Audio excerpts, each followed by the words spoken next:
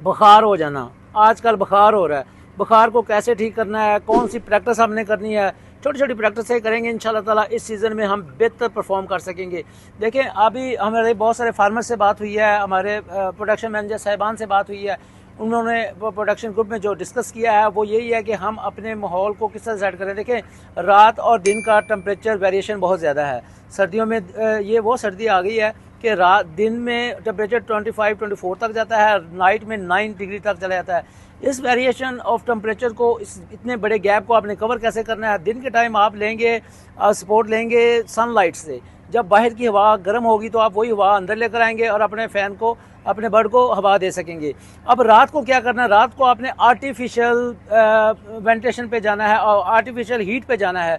वो क्या है, वो हमारा ब्लूडर है। ये ब्लूडर जब आप चलाएंगे तो आपके लिए आसानी होगी, आप अपने CFM कम नहीं कर पाएंगे, ना ही आपको अपने CFM पे जो है ना को कंप्रोमाइज़ करना पड़ेगा।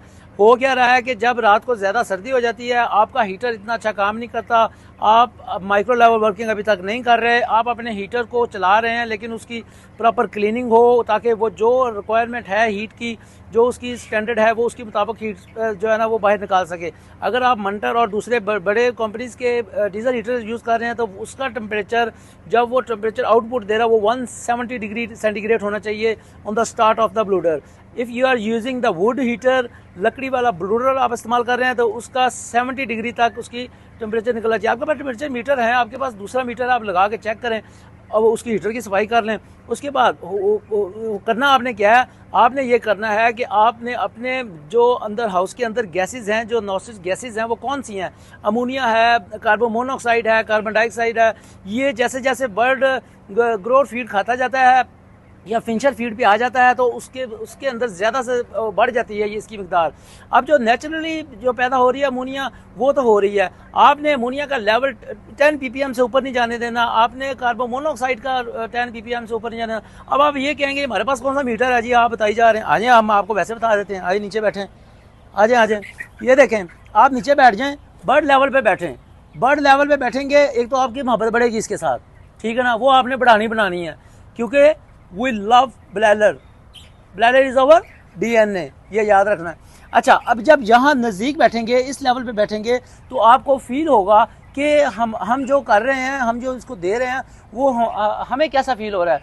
जब आप नीचे बैठ के अपने सांस लेंगे तो आपको एक ऐसी फीलिंग आएगी कि आपकी आइज़ आपको देखेंगे, आपकी आइज़ में पानी आना शुरू हो जाएगा, आपकी आइज़ में चुभन होगी, आपकी आइज़ में इरिटेशन होगी। जब आपकी आइज़ में इरिटेशन हो, it means that the ammonia level is more than 10 ppm. Even एक बात और, जो ह्यूमन है, ह्यूमन को जो अमोनिया हिट करती है वो 20 ppm पे करती है। जब तक आपको फील होगी तब तक इसका काम तो हो चुका होगा, आपने वो काम नहीं होने देना। अच्छा, जब ये फील होना शुरू हो जाए, अब इसको बचाना कैसे है, आपने अपने लीटर को देखना है। ये देखें, लीटर आपका बिल्कुल यूँ होना चाहिए। अगर लीटर में मॉइस्चर ज़्यादा है, अगर लीटर में मॉइस्चर ज़्यादा है, ऐसा लीटर नहीं है, तो आपकी अमोनिया प्रोडक्शन डबल हो जाएगी, आपकी कार्बन मोनोऑक्साइड डबल हो जाएगी। फिर आपको जितनी मर्जी वेंटिलेशन दें आप कवर नहीं कर सकेंगे, आप फाइट नहीं कर सकेंगे। अच्छा, दूसरी चीज़, आपने अपना रेलेवेंट ह्यूमिडिटी जो है वो 70 से ऊपर नहीं जाने देनी। उसको कंट्रोल कैसे करना, आपका जो वाटर लाइन का लेवल है, उसका जो प्रेशर है वो आपने नॉर्मल रखना है ताकि इसके अंदर जो ये कप है, ये कप देखें, इसके अंदर पानी जमा ना हो सके। जब इसके अंदर पानी जमा होगा, there is no water, there is no wastage water. जब यहाँ जमा होगा तो एपरेशन होगी डेफिनेटली। जब तक आपको फील होगी तब तक इसका काम तो हो चुका होगा, आपने वो काम नहीं होने देना। अच्छा, जब ये फील होना शुरू हो जाए, अब इसको बचाना कैसे है, आपने अपने लीटर को देखना है। ये देखें, लीटर आपका बिल्कुल यूँ होना चाहिए। अगर लीटर में मॉइस्चर ज़्यादा है, अगर लीटर में मॉइस्चर ज़्यादा है, ऐसा लीटर नहीं है, तो आपकी अमोनिया प्रोडक्शन डबल हो जाएगी, आपकी कार्बन मोनोऑक्साइड डबल हो जाएगी। फिर आपको जितनी मर्जी वेंटिलेशन दें आप कवर नहीं कर सकेंगे, आप फाइट नहीं कर सकेंगे। अच्छा, दूसरी चीज़, आपने अपना रेलेवेंट ह्यूमिडिटी जो है वो 70 से ऊपर नहीं जाने देनी।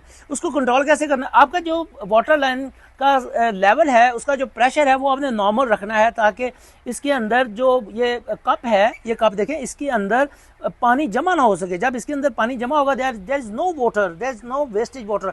जब यहाँ जमा होगा तो वेपरेशन होगी डेफिनेटली। जब वेपरेशन होगी तो वो नमी बढ़ेगी आपकी। जब नमी बढ़ेगी तो फिर वो मैं बात जो करता हूँ हुम बन जाएगा, हुम नहीं बनने देना। इन चीज़ों को आपने कंट्रोल करना है। आपने अपने बर्ड के CFM का हिसाब लगाना है कि अगर आप डे में दे रहे हैं, दिन में आप कितने CFM दे रहे हैं, 1.5 CFM पर kg।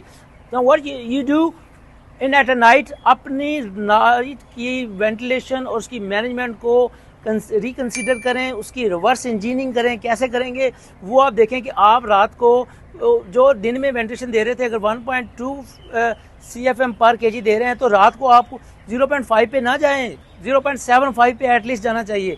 क्योंकि अगर ब्रॉयलर को आप जितनी मर्जी अच्छी फीड दे दें, जितनी मर्जी अच्छा पानी दे दें, जो भी मेडिकेशन कर लें, if you are not giving a proper ventilation, oxygen, which is the basic requirement of the broiler, if you are not giving, you can't do you can't perform well। ये बात आपने कभी भी नहीं भूलनी कि आपने अपनी मैनेजमेंट को किस तरह देखना है। अच्छा, उसके बाद आपने बर्ड को जज कैसे करना है कि हमारा ब्रॉयलर जो है वो एक्चुअली ठीक बैठा है। तो वो हम चाहेंगे हम आपको दिखाएं। जैसे ये ब्रॉयलर है, ये देखें, इसके पास बैठ जाएं। जब ये सांस ले रहा है, इसकी रेस्पिरेशन को चेक करें कि ये अपनी बॉडी को पूरा मूव तो नहीं कर रहा है, ऐसे ऐसे, ये देखें, ऐसे ऐसे मूव तो नहीं कर रहा अपनी बॉडी को, एब्डोमिनल को जोर तो नहीं लगा रहा। अगर ये जोर लगा रहा है, इसका मतलब ये है कि ये सांस लेने के लिए इसको ऑक्सीजन की फोर्सफुली खींचनी पड़ रही है। फिर क्या होगा? फिर वो ये साइटिस वाले केस निकलेंगे। फिर क्या होगा? आइज खराब होंगी। फिर क्या होगा? फिर मसले मसाइल बढ़ेंगे, आपकी प्रोडक्शन डाउन होगी। आपने इन चीज़ों को कवर करना है, इन चीज़ों को बेहतर करना है। वो हमने छोटी छोटी आपको टिप्स दे दी हैं। ये देखिए, जब आपका ब्रॉयलर इस तरह से टांग निकाल के बैठा हो, जैसे ये बैठा हुआ है, ये देखिए, ये ज़रा फोकस करेंगे, ये वाला, ये ब्रॉयलर बैठा हुआ है, ये सबसे अच्छा पोस्चर वो है रेस्टिंग पोस्चर में बैठा हो।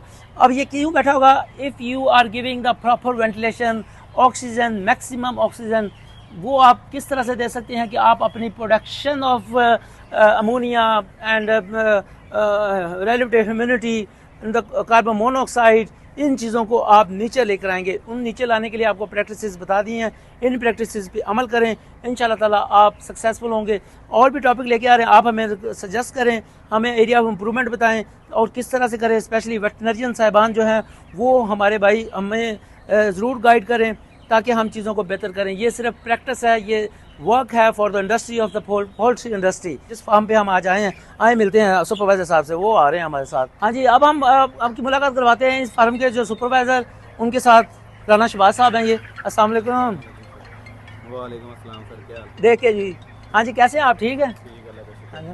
ਤੁਸੀਂ ਸਾਨੂੰ ਇਹ ਦੱਸੋ, अपनी पोल्ट्री इंडस्ट्री वास्ते कोई पैगाम या कोई मैनेजमेंटल टिप देना चाह रहे हो, ਉਹਦੇ ਬਾਰੇ ਚ ਕੁਝ ਸਾਨੂੰ ਦੱਸੋ। पोल्ट्री वास्ते यही पैगाम है जी कि ये वो पोल्ट्री पहले वाली नहीं रही जी। अच्छा, कि पोल्ट्री बहुत मुश्किल हो गई हुण, क्योंकि बीमारियां ਜਿਹੜੀਆਂ ਨਾ ਬਹੁਤ ਜ਼ਿਆਦਾ ਵਧਣ ਦੀ ਵਜ੍ਹਾ ਤੋਂ ਇਹ ਬਹੁਤ ਮੁਸ਼ਕਿਲ ਹੋ ਗਈ। ਇਹਨੂੰ ਜਿੰਨਾ ਵੀ ਟਾਈਮ ਦਿੱਤਾ ਜਾਏਗਾ ਨਾ, ਉਨਾ ਹੀ ਇਹ ਤੁਹਾਡੇ ਲਈ ਈਜ਼ੀ ਹੋਏਗੀ। नहीं टाइम तो ਤੁਹਾਡਾ ਕੀ ਮੁਰਾਦ ਹੈ? किस तरह टाइम दईए? की टाइम बाकी दुनिया भी दे रही है सारी? ਨਹੀਂ, ਬਰਾਲਰ ਤੇ ਤੁਸੀਂ ਮਿਹਨਤ ਕਰੋ, ਮਿਹਨਤ ਕਰੋ, ਇਹਨੂੰ ਦੇਖੋ ਆ ਕੇ ਗੌਰ ਨਾਲ, ਠੀਕ ਹੈ ਨਾ। ਅੱਜ ਕੱਲ੍ਹ ਦੇ ਵੈਦਰ ਦੇ ਵਿੱਚ ਕੀ ਬਿਹਤਰ ਪ੍ਰੈਕਟਿਸ ਕਰੀਏ ਕਿ ਜਿਹੜਾ ਚੀਜ਼ਾਂ ਸਹੀ ਹੋ ਜਾਣ? ਵੈਂਟੀਲੇਸ਼ਨ, ਅੱਛਾ, ਹਾਂਜੀ ਵੈਂਟੀਲੇਸ਼ਨ, ਜਿੰਨੀ ਤੁਸੀਂ ਬਿਹਤਰ ਵੈਂਟੀਲੇਸ਼ਨ ਦੇ ਸਕਦੇ ਇਹਨੂੰ, ਤਾਂ ਕਿ ਨਾ ਇਹਦੇ ਵਿੱਚ ਅਮੋਨੀਆ ਬਣੇ, ਨਾ ਤੁਹਾਡਾ ਬਰਾਦਾ ਖਰਾਬ ਹੋਵੇ। ਅਗਰ ਇਹਨੂੰ ਤੁਸੀਂ ਵੈਂਟੀਲੇਸ਼ਨ ਸਹੀ ਦੋਗੇ, ਹਵਾ ਪੂਰੀ ਦੋਗੇ, ਤੁਹਾਡਾ ਬਰਾਦਾ ਖਰਾਬ ਨਹੀਂ ਹੋਏਗਾ। सही। ਹਾਂਜੀ। लो जी, ये बात इन्होंने जो की है वो हमारा भी यही कंसेप्ट है कि आपने अपने ब्रॉयलर को वेंटिलेशन देनी है, पूरी वेंटिलेशन देंगे। और ये जो सुपरवाइज़र हैं, ये माशाल्लाह ग्राउंड लेवल से ऊपर आए हैं। ये हमारे बहुत पुराने सुपरवाइज़र हैं, 10 ईयर्स से, ये 8 या साल से तकरीबन काम कर रहे हैं। तो इनका एक्सपीरियंस, इनकी बातें, they believe on the concept of the Ibrahim poultry trader. और आज तक के लिए इतना ही। नए टॉपिक के साथ आपकी खिदमत में दोबारा हाजिर होंगे, तब तक के लिए इतना ही। खुश रहें, खुशियाँ बांटें और 5 वक्त की नमाज़ पढ़ें।